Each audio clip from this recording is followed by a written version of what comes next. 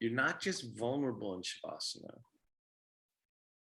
especially when, Shavasana is in every pose, even the most active ones. And you're practicing it now in centering, but you're not going to practice it at the end here. You're practicing it so you can start moving with more refinement. Isn't it interesting that your refinement happens where you also take nourishment?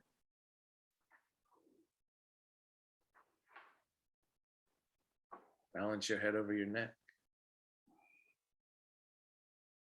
In this quieter place is where you want to feel your body more.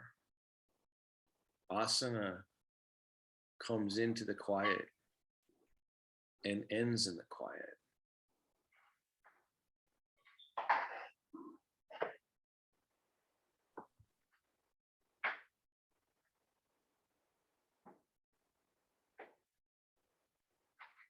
So start to ground your body a little bit more.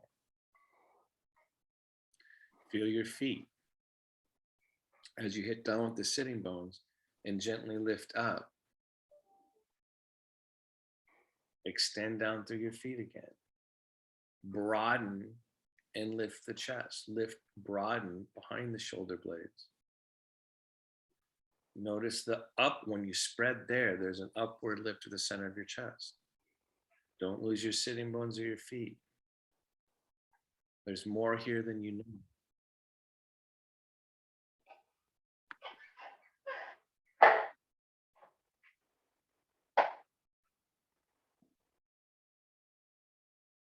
Bring your hands into prayer if you can. If not, just like find the midline and be symmetrical, because that's what this is intended to do right now, is to help you make an outer manifestation of your core channel.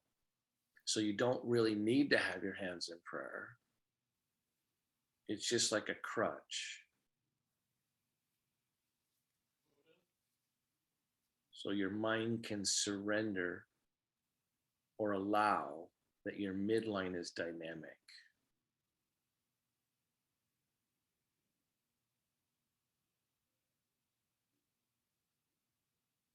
Let go of your day and prepare your mind to do yoga.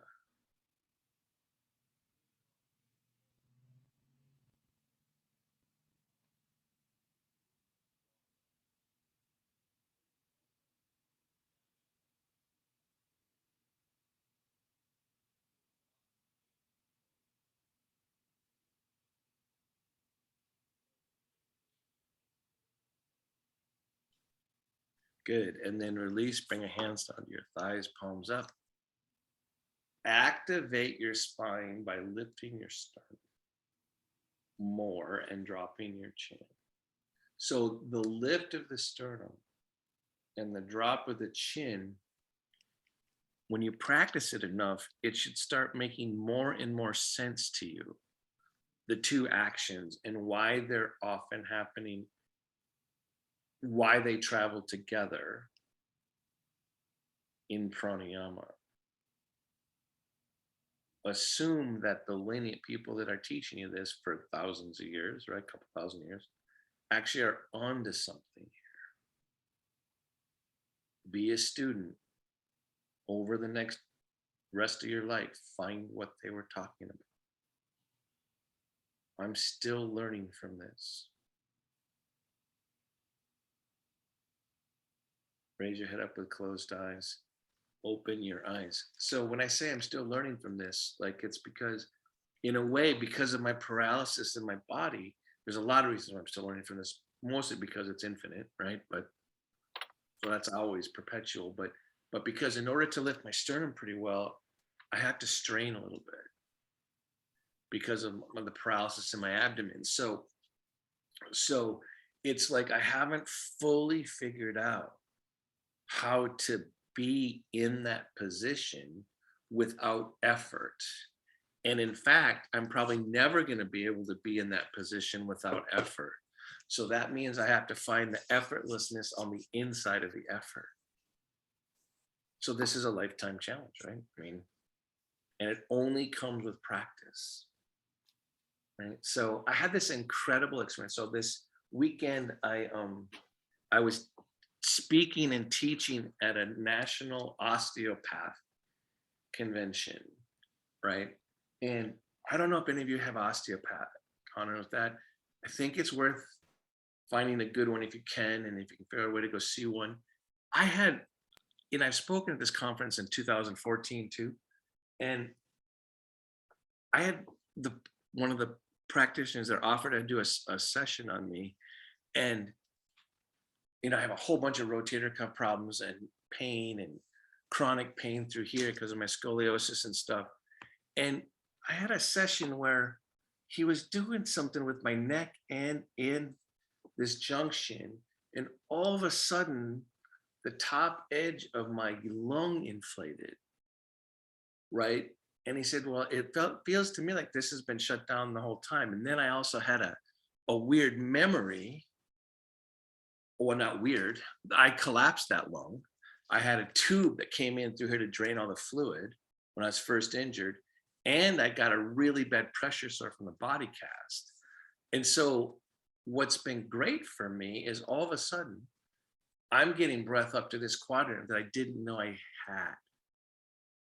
And so, and an osteopath, if you don't know, they some of them, at least some of them, try to be like general practice doctors, but most of them incorporate into their practice because they're MDs, right? But they, or not MDs, but they've gone to medical school, but they have built into their training manual touch and manipulation way more.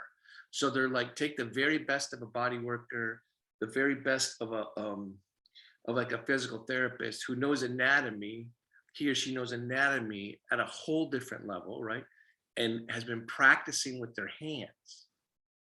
And like, if you've been having hard things on your body, asymmetry on your body, I can't tell you, it's stunning. It was a stunning encounter for me, right? And helpful, and released a whole bunch of grief. I didn't know that part of my lung was still. So I had the flashback of all the memories as I'm breathing again into a spot that I had unknowingly abandoned. Everybody's got that potential in their body on this call. Whether it's an osteopath or someone else, it's worth feeling better, right? So now the thing is, the challenge for me is I had this like changing experience. It's not just about the osteopath. It's whether I can take what I felt and keep it with me.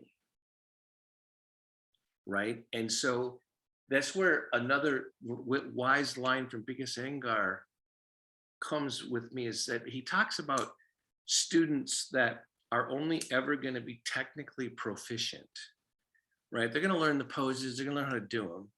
They're going to be able to do that, right? And there are a lot of those students, right?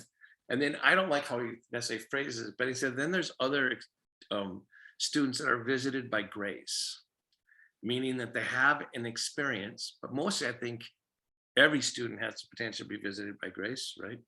They have an experience that actually makes them switch to a different level of opening that goes beyond their technical proficiency, right? And part of the trick, I think, of being a yoga student is being able to know when they happened, right? That's part of the skill you need to, and they might be little. And very rarely is there a little thing that's not a big thing, right?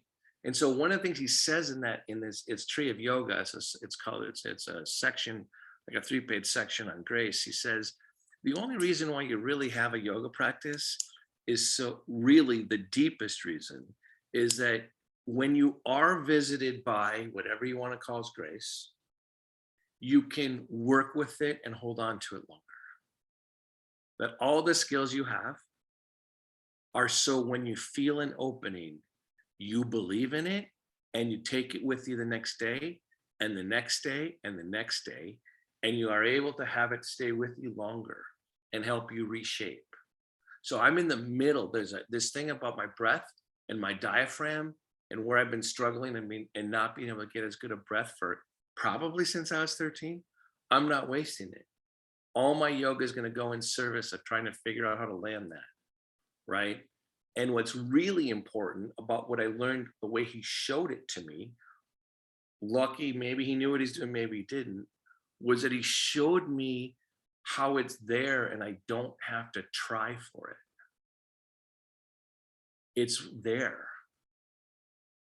And I got to figure out how not to over asanify.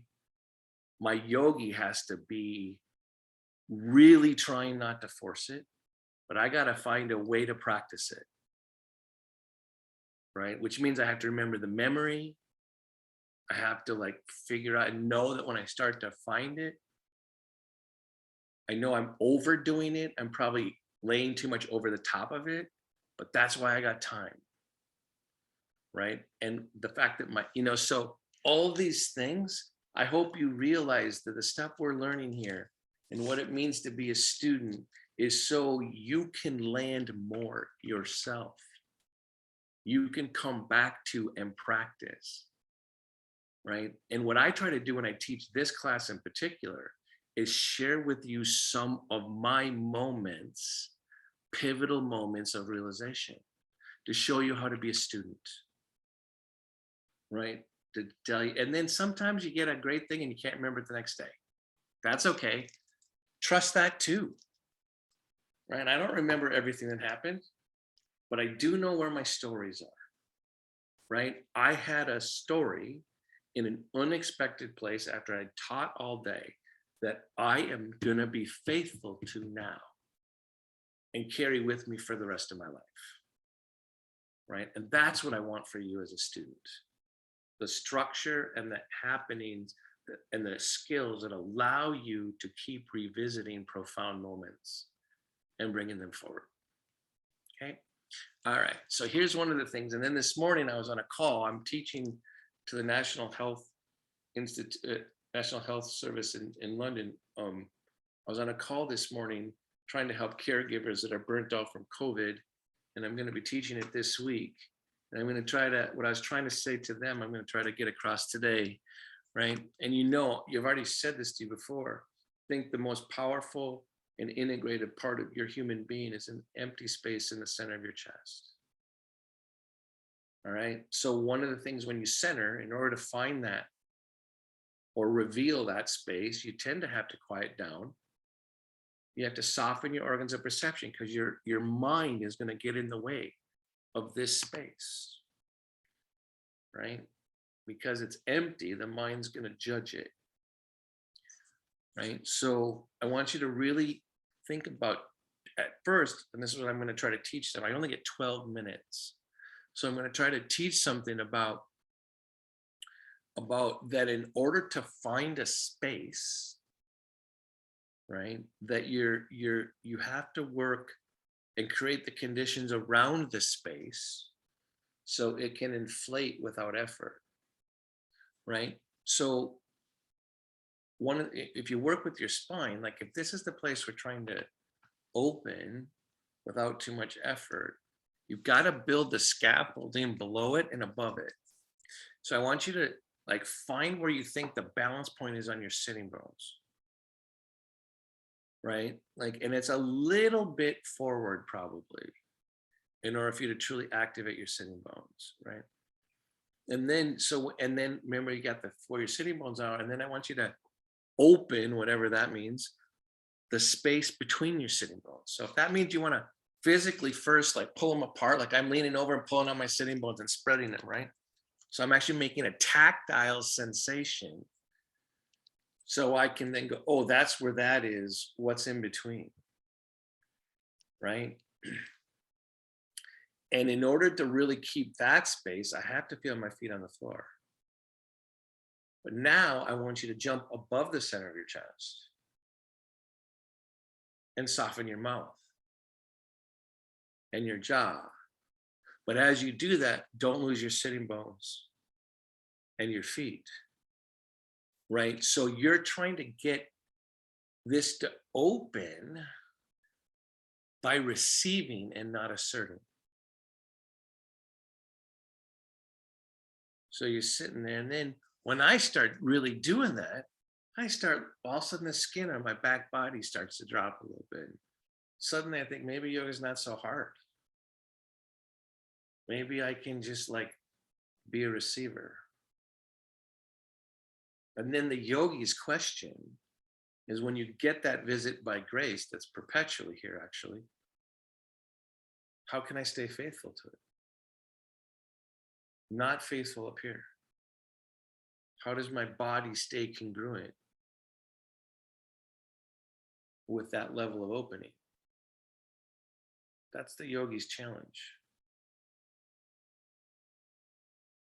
What I was trying to tell all this osteopaths this weekend is that your body is going to be better at that than your mind. So we're sitting here, my hands are on my thighs. I'm making sure I'm practicing symmetry. I'm doing all these things that we've been doing, trying to take the strain out of it. So now I'm noticing space between my brain and my skull, space, whatever that means, air quotes. And then I'm feeling my sitting bones. And suddenly, if I lift my chest rather than drop it, I get a sense of direction. The emptiness becomes my ally, not my stressor, because it gets fundamentally directed by the lifted chest. Nice words, but can you make it an experience? I know you can. And it takes practice. For me too, every single day. Now, I'm doing all this so I can breathe into the top of my right apex lung because I'm so freaking happy about it, like a little kid, right? I feel a little kid right here, being happy about discovery and rediscovery.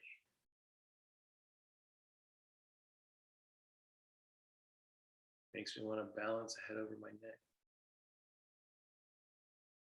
Bodies are so amazing.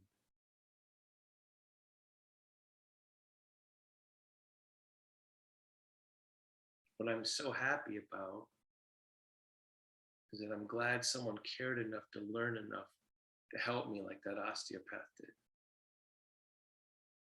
Somebody spent their lifetime to show me a deep thing.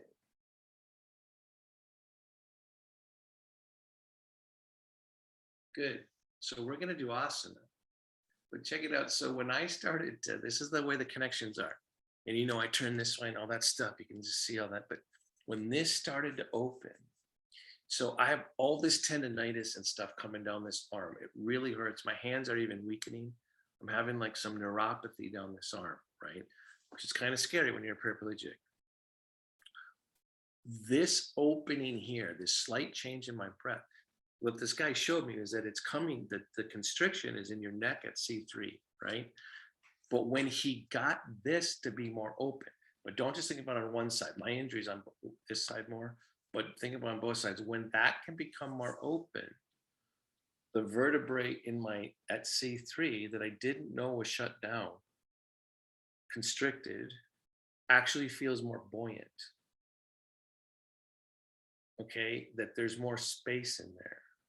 And it's because I'm getting more openness here. So both sides. So when I tell you to feel your sits bones and lift your chest, and I tell you to feel your feet, try to feel that in relationship to lengthen your neck.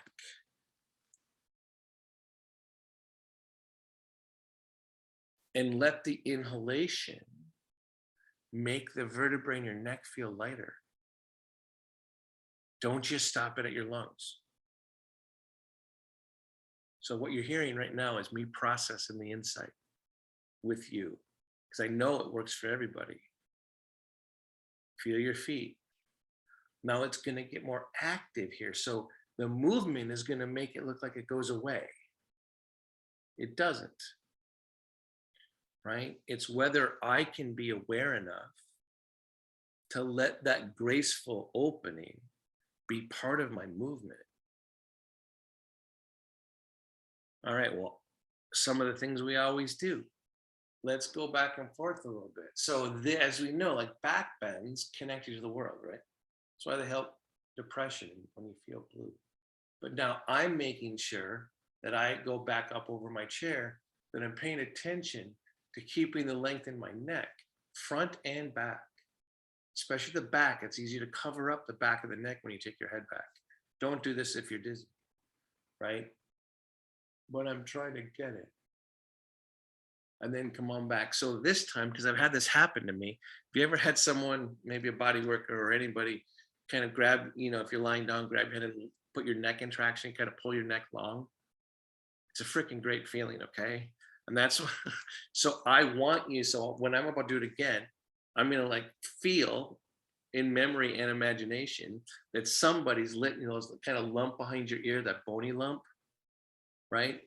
As I'm coming back and over, I'm gonna conjure traction and length happening in my neck, right? Because I'm gonna use memory to refine my yoga poses, right? So I'm doing it again, thinking about this space in the center that these healthcare workers in Great Britain are burning out there, right? And I'm gonna like feel my sitting bones start to go up and over. And instead of just taking my head back too quick, I'm gonna put it in traction and go. That's why I tell you to go up and over the back of your chair, because that keeps your neck longer, right? So that's part of why that instruction is always my instruction, right? So going up and over. Then I'm gonna sit here for a second and let this part of my chest be in the empty part of the room. And that works as long as I keep my sitting bones and feet grounded, right? Good. Remember, there's more, and then come on back. There's more happening in your poses than you know, right? And it takes practice to be able to hear more of it. All right, so lift up again, because I want that length in the spine. I want to keep emphasizing that, right? So now I'm going to bounce a little bit because I want it to be freaking playful. For God, I don't know this talk about grace, right? Right. And as I set myself down, I'm going to not go back into my normal spot. I'm going to not waste the space and keep myself upright. I'm going to let this feeling open and integrate. And then without doing a back bend, holy cow, the yogis are telling you to, when this is happening, to drop your chin. This is the bandha. Good. And then release. So what I see in people mostly is that they drop their chin too quickly, right? So they think that, oh, it's a drop, and they get too caught up here, right? So what Bika Sengar does often is he has pranayama students take up an ace bandage rolled up and put it right under their chin. So when they go to drop, they're keeping length in their neck, right? They can't just go like that. They have to go up and over the thing, which lengthens the back of the neck, because otherwise the lift in your chest isn't as powerful. Not only is this transformative for consciousness, this action's in every pose. Okay, so again, so we started to open it through movement, right? This feeling of spaciousness. Then we made space in the low back. And now I want you to release and press on your own knees. Ground that. So we're going to go through this cycle again. Open the chest, lengthen the lumbar spine, ground, keep it, press on the knees, right? Open the spine, lift it, lengthen put it in traction, set yourself back down, stay faithful, ground your knees. So the grounding helps you stay faithful, right? So otherwise, faithful to this expansion energy, right? Right. And so this energy, one more cycle, right? Open, lengthening the back of the neck, coming back, lifting, coming down, grounding the knees, And then make this back bend one more time, is the best one yet. Open, let more of you out into the world. Lengthening the back of the neck. Now come forward on your sitting bones. Lift the sternum with all of that sequence and drop the chin without sacrificing anything. And people that know more than you and me are telling you this is the most efficient way to practice your breath.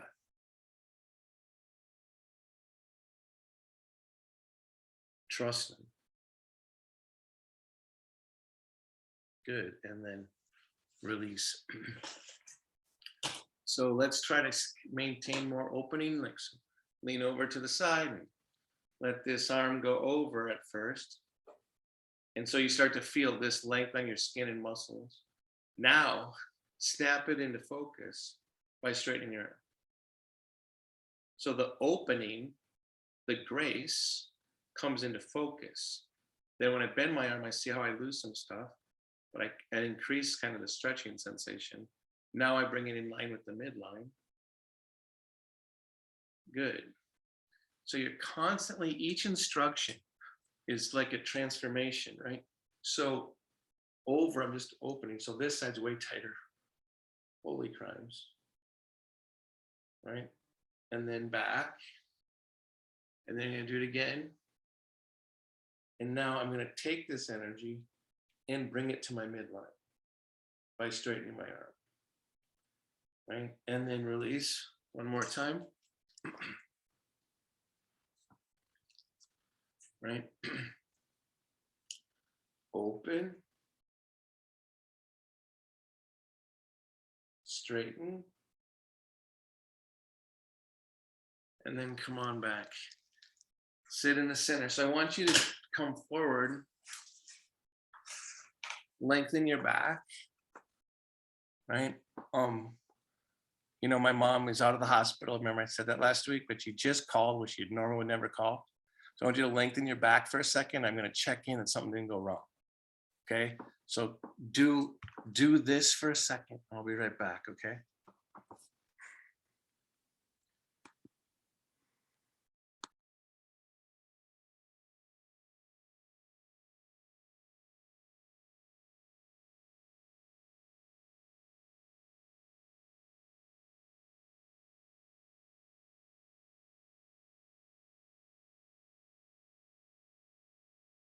Soften the inside of your mouth and practice your breath in an extended position.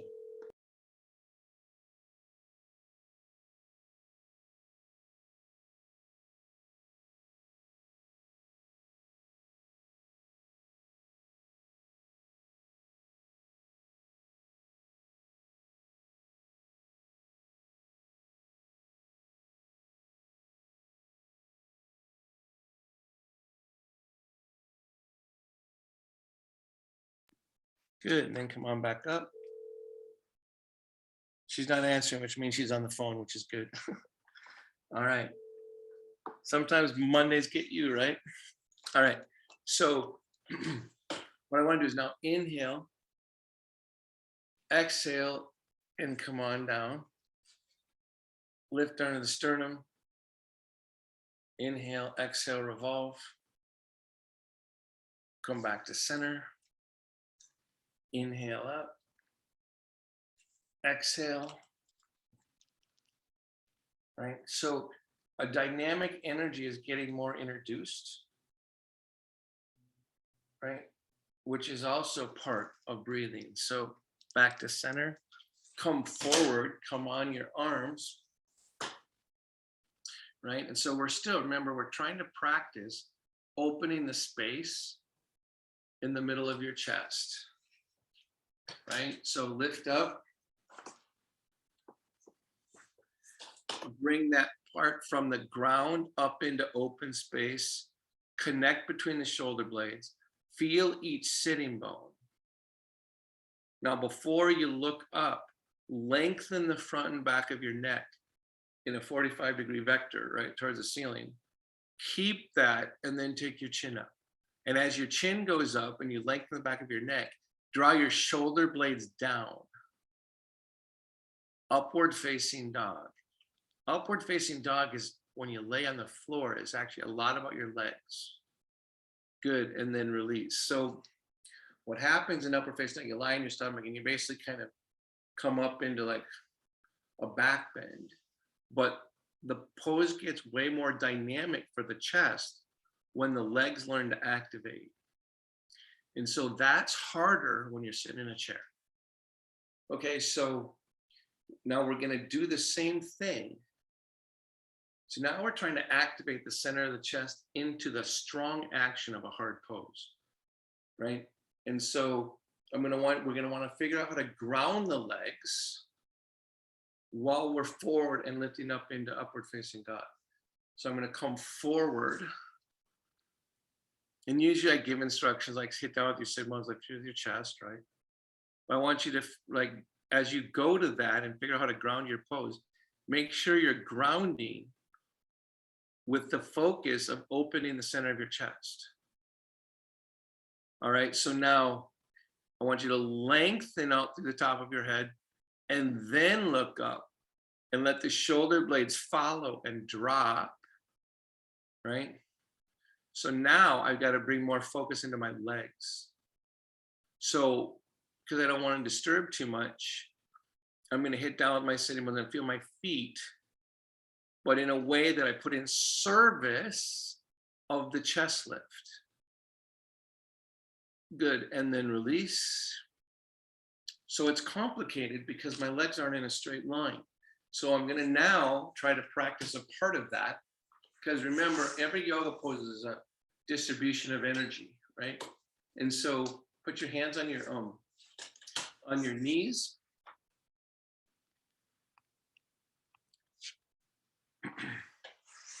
Right? And we're just going to practice that lift. So now we're going to practice the lift of upward facing dog, opening the center of the chest with strength in upward facing dog, but trying to like inject it with grounding from the legs. Okay, so I'm going to put my hands on my knees, right? I'm going to hit back. I'm going to lift up and I'm going to release again. I'm going to study how the grounding energy of my legs helps me lift my chest, right? Because in a second, when I do upward facing dog again, I'm not going to be able to push on my knees, right? So I'm like making an imprint. And then as you're forward like this, pulling on your own knees and your chest is lifted, try dropping your chin. And then open your lift it up neutral and then lengthen it. Ooh, this is harder for me. The back of my neck crunches faster. So I'm keeping length there. Good, and then release. I'm going to go back in the center and we're going to go and try to remember and conjuring what it means to be more grounded in my legs. For some of you, you can push down through your feet to help that. For me, it's more effective to hit back on my femur bones, but I have to keep the grounding underneath me, right? So now we're going to go back to upward facing dog. Come forward, right? Ground your sitting bones, ground your feet. Lift up. Remember, you're lengthening the back of your neck. You're pressing down. My forearms are under my femur bones, my thigh bones, and I'm looking up. I'm dropping my shoulder blades, and I'm taking time. Although my effort is more in my upper body, I'm trying to surrender more awareness to my legs so the quiet energy can help me lift my chest. The places that it's harder to be active with muscular action. Good, and then release.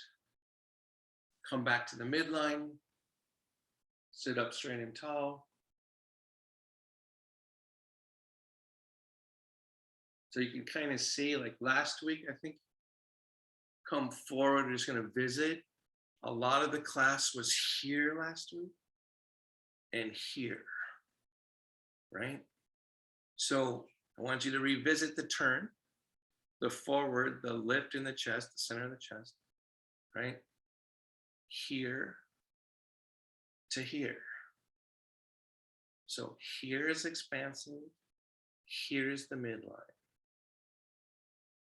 I don't know about you, and then release, but as soon as I go to take my arm over my head, the center of my chest collapses a little bit, right? I lose some of that space because I'm efforting so hard, right? So I'm going to see if I can do it better the other direction. And it'll get better as long as I put my focus there and I practice. I don't have to do everything differently. I have to allow more in. All right, so I'm going to lean over. I'll come forward. I'm going to go the other way. Pardon me, it's the other way for me. I'm going backwards here, right? And so I'm thinking about, here's the drop. This is like revisiting last week's class, right? Oh, dang, this is cool. I'm feeling the difference, right? Because of what happened this weekend, right? So I'm like opening there. I'm turning and adding dynamic energy. I'm lifting up, taking the arm wide, try to like the expression of that more space. And then without losing that space, I'm moving some of the energy into the midline by taking my arm over my head. Then I go wide again. So now I'm just practicing. Into the midline again. Back out. One last time over, try not to lose anything. Good, and then come on back up.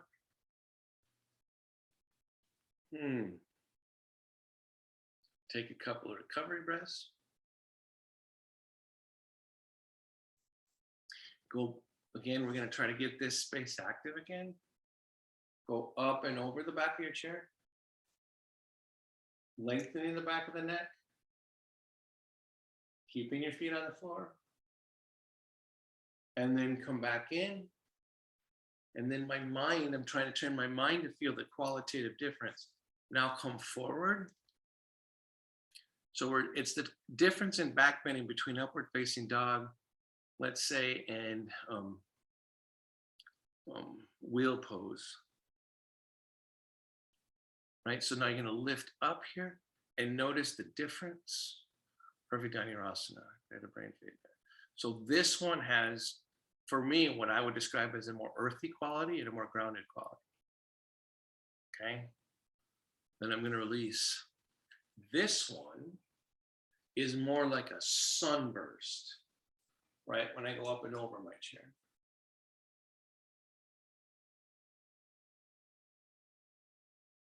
And then release.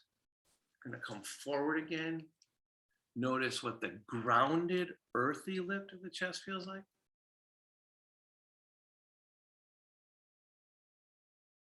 Release, go back, up and over.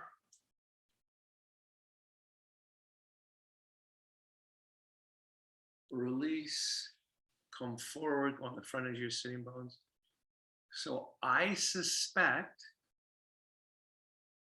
that the lift of the chest and the drop of the chin actually combines the energy of both those back bends. Okay, so again, and I want you to kind of feel ahead and think about for a second, which part is the sunburst, which part is the earth, right? So, all right, you're gonna go up and over again.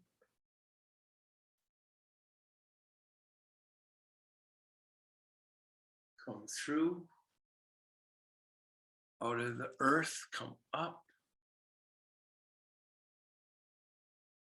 back, through,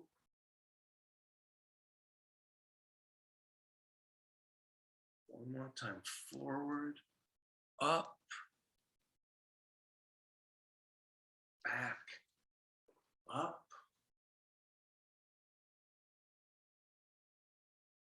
come back into center.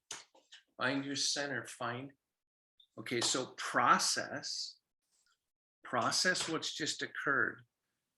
Don't go into Shavasana. but let the emptiness let you process. So absorb, right? Absorb the difference in the back bends.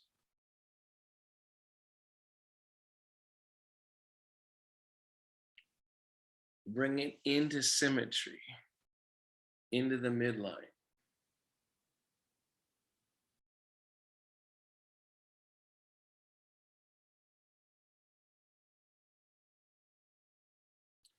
Now come forward a little bit on your sitting bones and work on lifting your chest, right? And so, as you can tell, that's probably more the burst at first. And then drop your chin, making sure your mind doesn't go just towards the sun. So often I describe the drop of the chin as humility. Soften the jaw, the inside of the mouth. Keep active. So we're not going to do pranayama in this active pose, but I want us to go right up to where you can see how the structure, the burst and the earth would actually help better breathing if you could do it without gripping your diaphragm. That this shape of the vessel does something. So I'm going to take a couple of breaths. For me, it's easier to find if I lean forward a little bit more. So I'm not fighting gravity. So I need more earth.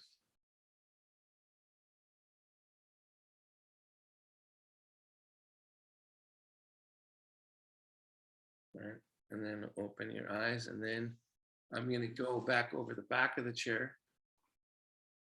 All right. Let my eyes be open. Get filled by light.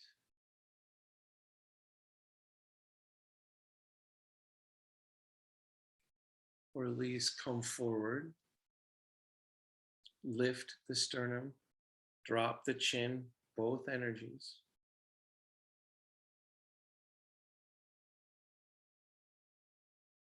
Learning by contrast.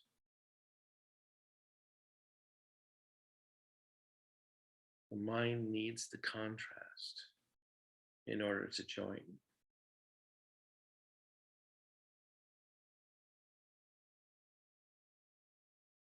But of course, there isn't really a contrast. That's just for the mind, right? One more time. Back up and over. Watch the light change, come down, go forward, gracefully come up in upward facing dog. Come back, put your hands on your knees, ground, lift the chest, drop the chin.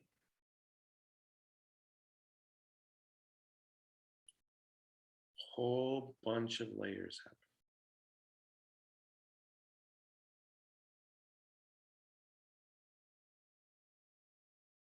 Good, and then release. So we're going to do a little gentle, real gentle twist, right? Because that's kind of, hopefully you've done some back bending now. So here, when you go over, like what I want you to pay attention to is without too much effort, try to bring your twist down, but towards more on the lower part of your spine. So I don't want you to grind it, but I want you to be aware of not just moving your upper body. I want you to like find the earth and let it help you inflate your chest and then twist gently. So we're trying to get physically a little bit more action in the bottom half of your spine without too much straining. And then come on back to center and be in the center. And then go the other way. And again, we're trying to do a gentle twist, but with awareness being more in the lower half of the spine.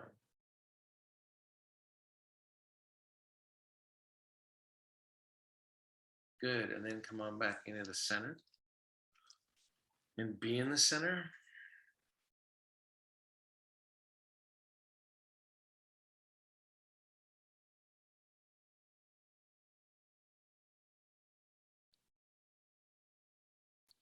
Soften the jaw, the inside of the mouth.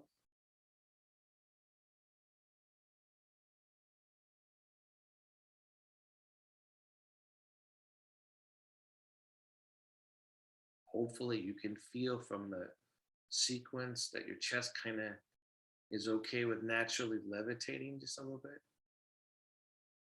kind of rises without your effort, especially if you ground.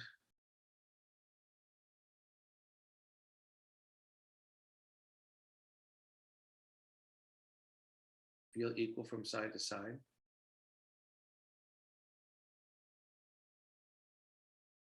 And then release and prepare yourself for Shavasana.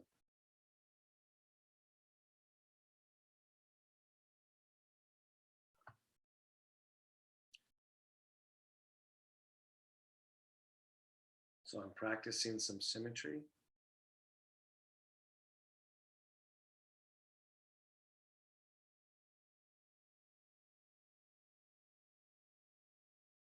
And I'm being held up by the chair. For me, it helps to touch lightly my hands together. Maybe not for you. So in Shavasana, the chest does naturally rise, but without effort. Stay inward without dropping your chin. Soften around the temples, the jaw, the inside of the mouth.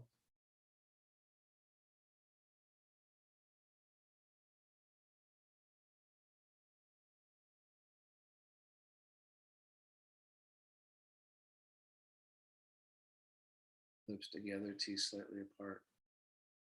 Tongue in the lower palate. Form around the nourishing emptiness. And then let go.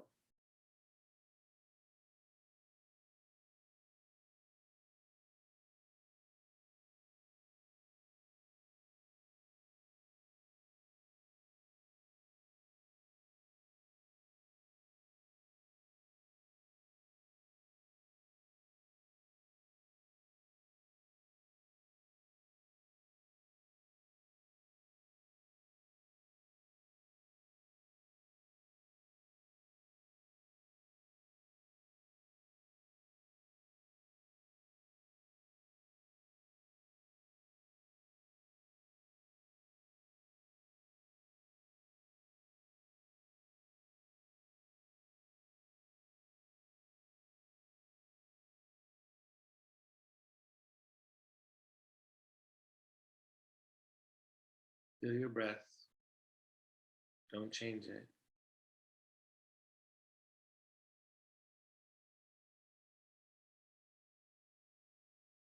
Smile with the center of your chest without effort. Maybe a tiny bit of effort. Thank your body.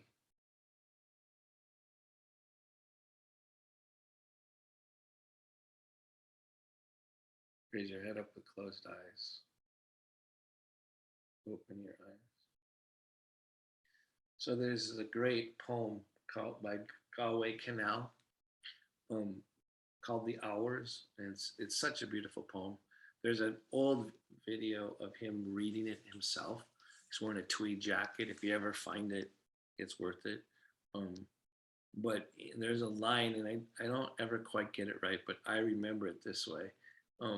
Trust the hours, for haven't they taken you everywhere? Okay, so he's actually writing a poem for a student of his that wants to commit suicide after a bad breakup of a love affair.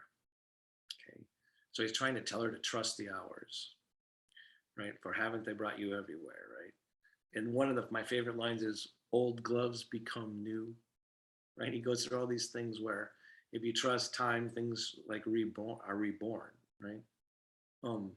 But I think that there's an analogy to that with the body. Trust your body. It's the thing that's been bringing you everywhere, right? And so for me, like having this change in my diaphragm and what I can breathe, it's like My body's been waiting a long time to show me stuff. It's my body that got me to here, not my mind. Right? It's like, it's been the survivor, right? Waiting for my participation of my mind, right? Trust your body to show you stuff. There's something really important in the center of your chest. Call it whatever you want. I don't care. It's really important. All right, everybody. If you can, hands together. Namaste. Spirit in me bows to the spirit in you.